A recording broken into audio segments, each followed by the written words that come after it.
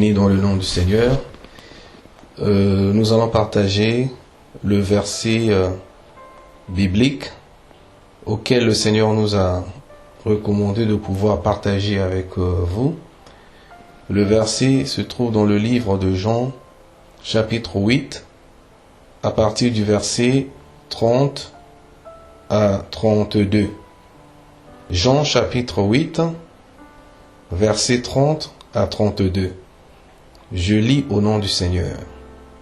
Comme Jésus parlait ainsi, plusieurs crurent en lui. Et il dit aux Juifs qui avaient cru en lui, « Si vous demeurez dans ma parole, vous êtes vraiment mes disciples. Vous connaîtrez la vérité, et la vérité vous affranchira. » Béni soit le nom du Seigneur. Je répète quand même la lecture. Jean chapitre 8, verset 30 à 32. Comme Jésus parlait ainsi, plusieurs crurent en lui. Et il dit aux Juifs qui avaient cru en lui, « Si vous demeurez dans ma parole, vous êtes vraiment mes disciples.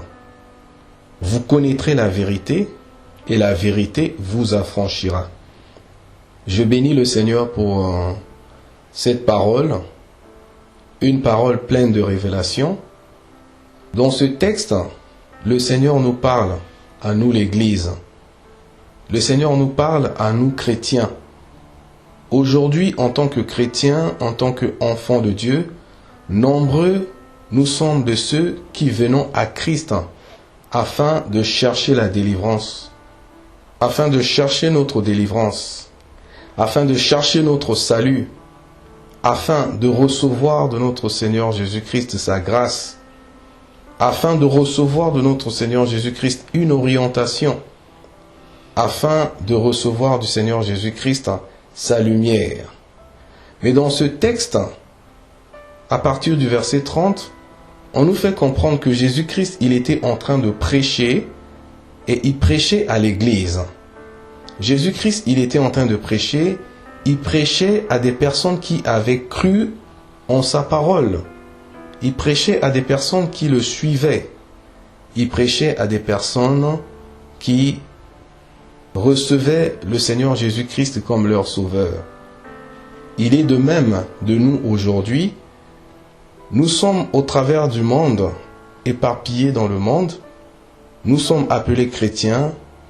Nous cherchons le Seigneur Jésus-Christ pour que le Seigneur Jésus puisse se révéler à nous et que le Seigneur puisse nous faire sa grâce.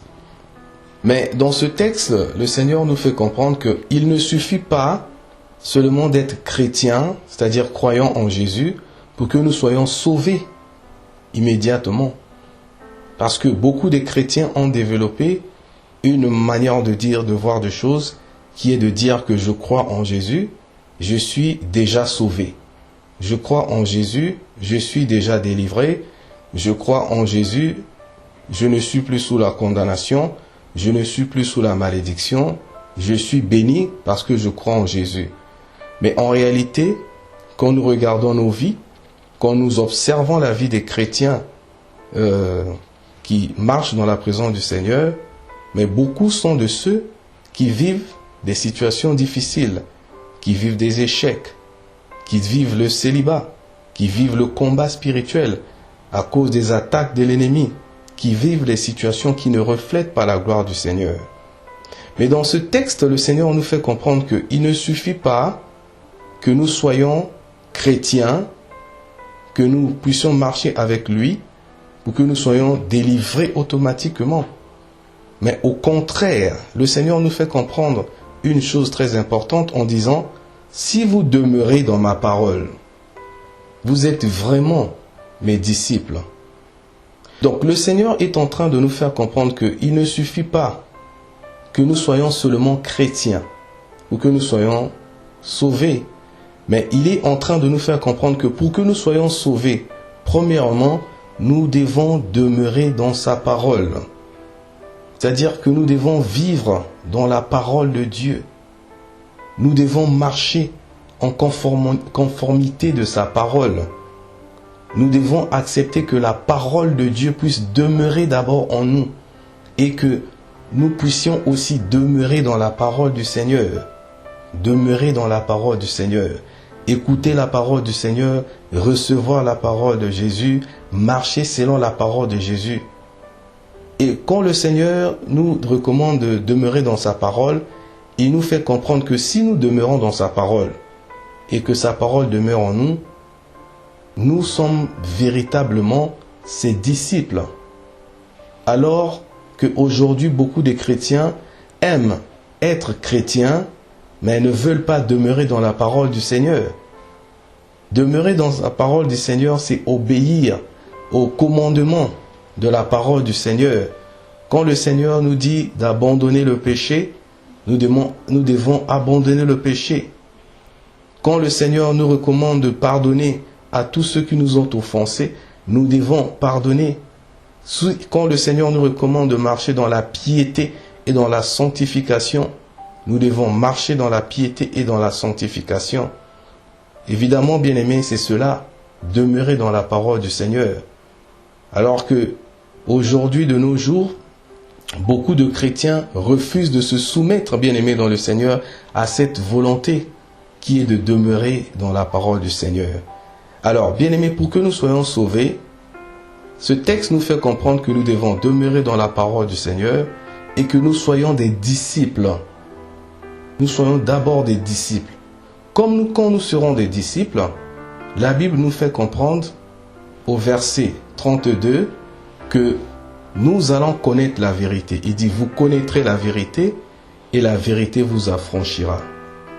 Je l'ai dit toujours, bien-aimés, et dans ce texte, la parole de Dieu nous confirme que la délivrance de chaque enfant de Dieu demeure dans la connaissance de la vérité.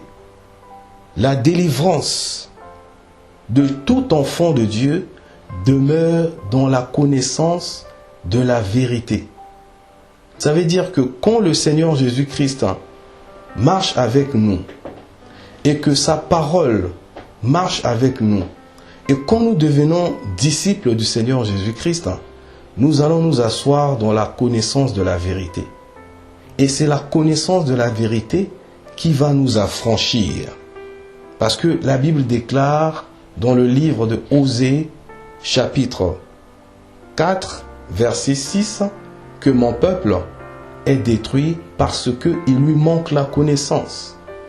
Alors, beaucoup des enfants de Dieu sont détruits, beaucoup des enfants de Dieu vivent des confusions, vivent des situations qui ne glorifient pas le nom du Seigneur, tout simplement parce que ce sont des enfants de Dieu qui marchent dans le manque de la connaissance, qui marchent dans l'ignorance par rapport à la parole du Seigneur.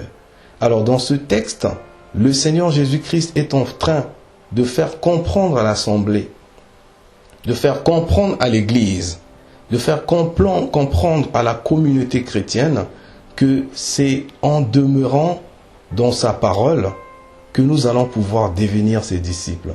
Dès lors que nous sommes devenus ses disciples, le Christ a maintenant le mandat, a maintenant le droit, a maintenant le pouvoir de pouvoir nous révéler la vérité, et la vérité va pouvoir nous affranchir. Donc je mets l'accent, bien-aimé dans le Seigneur, sur la révélation. La révélation. Le Seigneur a dit, vous connaîtrez la vérité et la vérité va vous affranchir. Donc, en tant qu'enfant de Dieu, c'est la vérité, c'est la révélation, c'est la connaissance, véritablement de la connaissance de la parole de Dieu qui va nous rendre libres en tout et en toutes choses. Béni soit le nom du Seigneur pour ce moment de partage. Que le Seigneur vous bénisse. Le pasteur Jerry Akonola, au nom de Jésus. Amen.